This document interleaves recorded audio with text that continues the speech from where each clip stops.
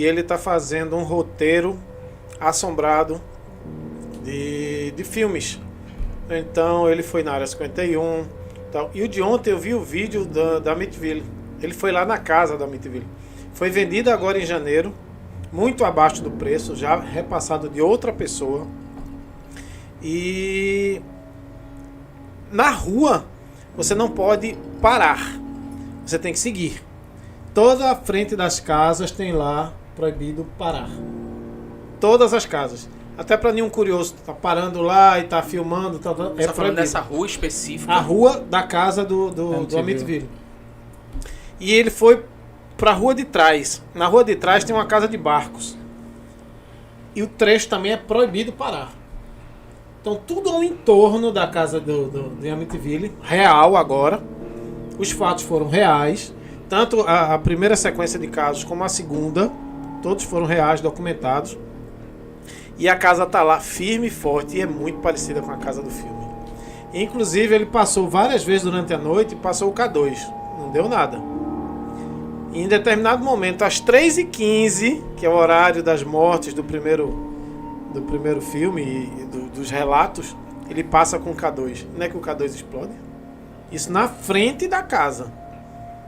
Ele meteu o pé, foi-se embora dali. Disse que não quer nem saber. Ligou o carro. Aí ele passou de carro na frente para ir embora. Passou o K2 e estava lá. Atividade altamente... Porque ele mede atividade eletromagnética. Então aquela região, naquele horário, estava com pico. E ele é um cara que não faz fake. Por isso que eu levo ele muito a sério. Então... Agora, uma dúvida, eu fiquei em dúvida, porque eu vi essa questão dessa casa já, inclusive no livro. Eu pensei até que teria sido você que tinha comprado. O quê? A casa de Amityville. Eu já deve ser, eu acho que o milésimo comprador. Eu acredito que desde... década de 60. E pelo que ele falou, foi vendido por 1/10 de preço de mercado lá da região. Ninguém quer. É uma casa maravilhosa. Desde a pra ter bons pesadelos, né? A casa, porque a casa realmente é muito boa. Sim. É gigante a casa, mas... É uma casa muito grande. Inclusive na parte de trás, essa casa de barcos, aqui muita coisa acontecia lá nessa casa de barcos, né? Eles escutavam os barulhos lá nessa casa de barcos. E tem um rio atrás. Exato. Né? Então, e existe de verdade, a casa de barco existe, sim, o rio sim. É um canalzinho que passa. Eu existe, já vi. né? Inclusive no livro do Jay Anson, ele tem a planta baixa da casa, do primeiro andar, do térreo, do terreno todo, porque você tem a planta baixa da casa, mas também em outra parte você tem a planta do terreno, e é necessário isso, porque você... em determinado momento, por exemplo, eles escutam inclusive até um barulho vindo de lá, da casa de barcos, e acham estranho.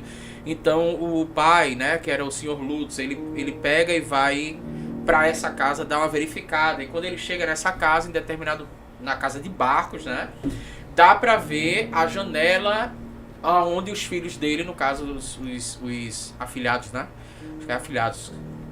Do segundo filme. Da segunda história, ou da primeira? É porque o livro, o Horror Amityville, ele já é a segunda história. Que ela é ambientada na casa de barco. Que inclusive o livro começa... eu não sei qual é a segunda história que tu tá falando, mas assim, o livro começa, vamos lá. Porque são duas sequências de assassinatos. É o filho que assassina o pai, a mãe e os irmãos. É da família DeFeo, esse aí. Pronto, e o segundo, que são os Lutz, se não me engano. Isso, os Lutz. Que é outra família também que ocorre os assassinatos, mas muita coisa ligada à casa de barcos. Isso. Pronto, então a história, na verdade, é da família Lutz. Eles, já ao início do livro, eles negociando a casa, porque a casa tá num valor mais baixo e tal, que inclusive tem uma polêmica com relação... Polêmica sim. Em 2015, né, o filho dessa família Lutz, que era o filho mais velho, que inclusive eu esqueci o nome dele, em 2015 tem um documentário que só tá em inglês. Ele tá falando que essa família, que é uma coisa que não conta no livro, essa família, a mãe dele, no caso esse rapaz, o Sr. Lutz, não era o pai dele, era o padrasto. A mãe dele se casa com um camarada. O cara simplesmente, ele era um pouco excêntrico, sabe? Ele diz que aceitaria se casar com ela se as crianças não vissem mais o pai. E aí ela aceita. As crianças não veem mais o pai. Inclusive, parece que teve uma questão no cartório que tiveram que alterar o nome dos meninos para o nome dele, para o sobrenome dele, no caso, que é Lutz e tal. Então, quando a gente fala da família Lutz, a gente tem que entender essa configuração. Os meninos já tinham uma idadezinha. Esse menino mais velho, por exemplo, já tinha uma certa idade.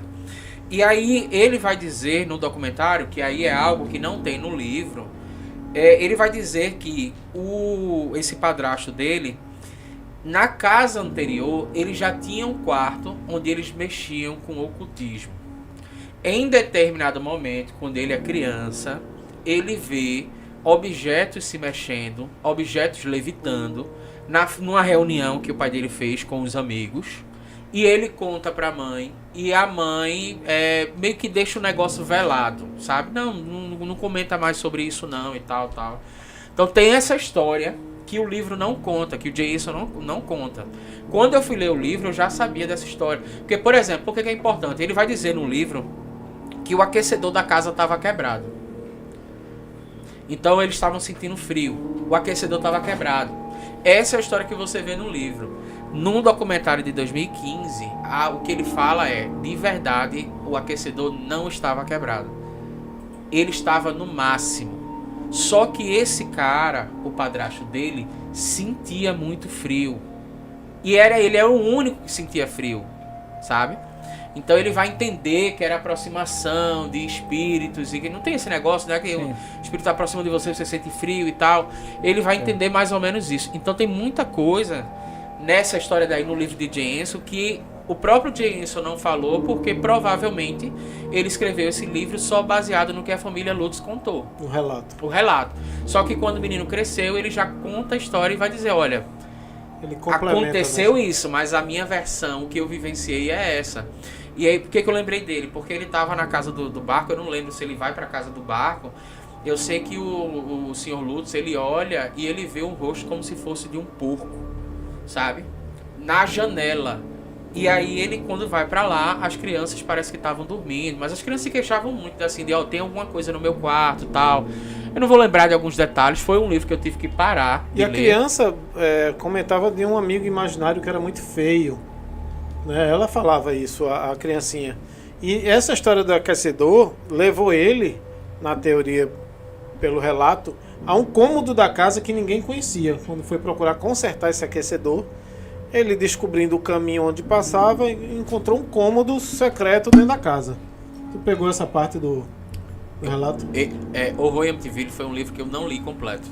Eu não consegui ler. Vale muito a pena. Eu assisti os filmes, mas realmente não, o livro eu achei um absurdo, assim. É uma coisa... Como eu comecei a ler e anoiteceu, eu parei ele na metade.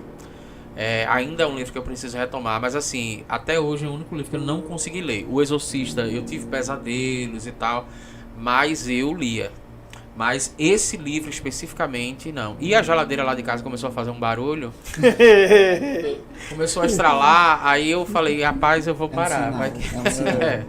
Eu vou parar. Mas assim, eu tava sozinho, o Renato não tinha chegado do trabalho ainda, e eu parei, eu tive medo, assim, eu nunca tinha passado... Assim, inclusive, pouquíssimos filmes me fizeram sentir medo. Eu só lembro de 2, que foi A Morte do Demônio. Tô falando da década de 80, né? 1981, Sam Raimi, exatamente. E o Horror em Amityville 2, que foi o primeiro filme que eu assisti. O 2 é uma família que chega lá e tal, mas não é a família Lutz. Ou é o 2 ou é o 3, alguma coisa assim. Mas eu acho que é o 2. Que não é necessariamente a família Lutz. Parece que o primeiro filme fala sobre os DeFeo. Não é com o Ryan Reynolds, né? Esse daí já é o remake. Já é um remake, né? Eu peguei, acho que também na década de 80. Eu acho que assisti uns 3.